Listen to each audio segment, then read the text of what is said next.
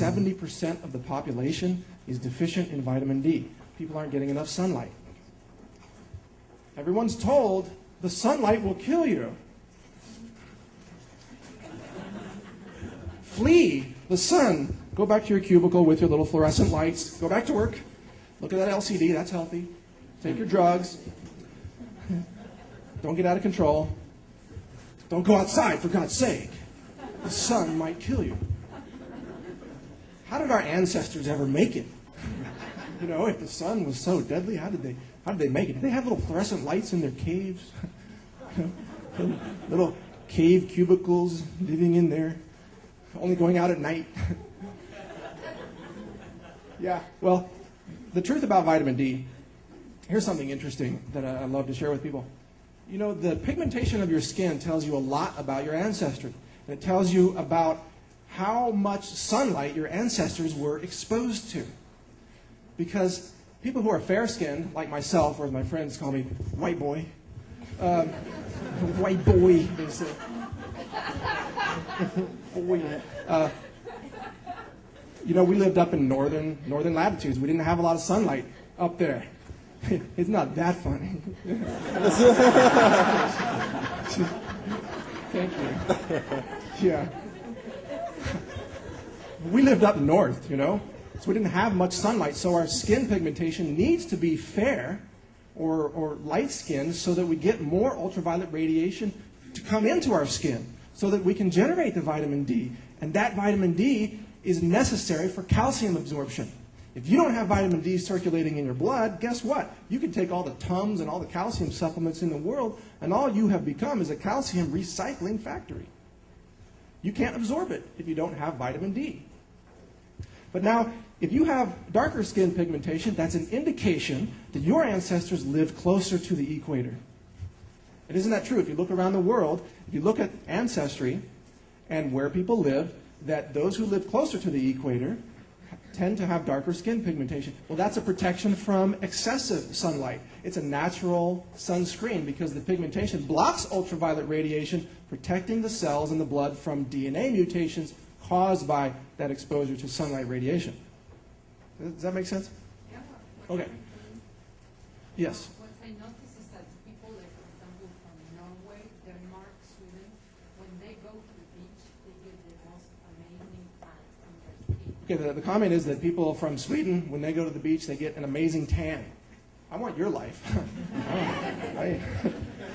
That sounds fun. But that's the way it is. You know, you can get dark color on. Right, they get dark skin very easily. The pigmentation is very adaptive. Yes. That's also a function of nutrition, by the way. If you sunburn very easily, like I used to, it's because you lack antioxidants in your skin. You lack good nutrition. So the reason that so many dermatologists in this country are convinced that sunlight causes cancer is because they're dealing with malnourished people, a malnourished population. And in that case, sunlight actually does promote cancer when you're malnourished. Since I've been taking Ormus, my skin stays darker all winter and doesn't burn as easily. Did you hear that? Barry said since he's been taking Ormus, he doesn't burn as easily, and the skin stays darker for a longer duration after exposure. Very interesting. This is true with astaxanthin, too, by the way. This is a microalgae, a red microalgae, that you can get from a company called Cyanotech, based on the Big Island in Hawaii. Astaxanthin, the red color pigmentation in shellfish, like shrimp, is actually astaxanthin. And the microalgae create this astaxanthin when they start to lack nutrients. When the water dries out in their little ocean pond right there on the beach, and they feel stressed, and they're running out of nutrients, they actually create astaxanthin chemicals themselves to protect themselves and go into spore mode so they can survive ultraviolet radiation for up to 100 years. And then they can, once there's water available, they can rehatch, so to speak. They can recreate life. But they used astaxanthin to protect themselves during that dormant period. When we take astaxanthin, we protect ourselves from sunlight damage while giving ourselves the ability to take in healthy ultraviolet radiation that generates vitamin D. Now, vitamin D, if there were a miracle nutrient that could be discovered and announced by the drug companies that they could patent, they would choose vitamin D. It's the magic bullet. I don't like that metaphor. It is the most impressive nutrient solution out there. Breast cancer is reduced by nearly 50% in those with the highest levels of vitamin D versus those with the lowest. 50% reduction. Think about that when the drug companies are trying to promote breast cancer drugs like Herceptin that have only an absolute statistical reduction of about 1%. And there's a lot of hype about that drug. Only 1 out of 100 no longer get diagnosed with cancer on that drug. Well, I'm talking about 50 people out of 100 with something that falls out of the sky for free, something that's provided to us by the universe, something that our bodies are compatible with, that we seek out, that we need, and our bodies know how to use. That's vitamin D. And when we have vitamin D, everything else gets absorbed the way it's supposed to. You know, our bodies have a blueprint for perfect health. It's in our DNA. Our DNA knows how to heal a wound. It knows how to grow. It knows how to stop growing when the wound is healed. It knows how to assimilate nutrients. And this is built into our DNA.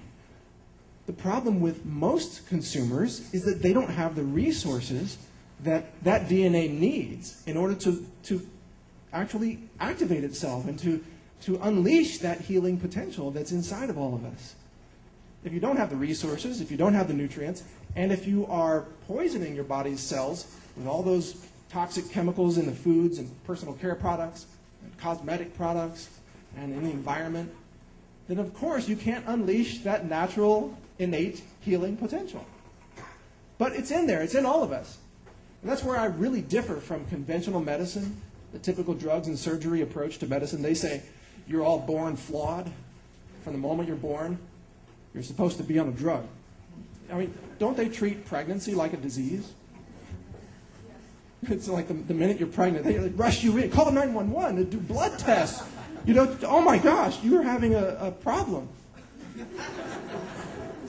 I mean, they go crazy with it. And then childbirth, they go nuts. It's like everything's wrong with you.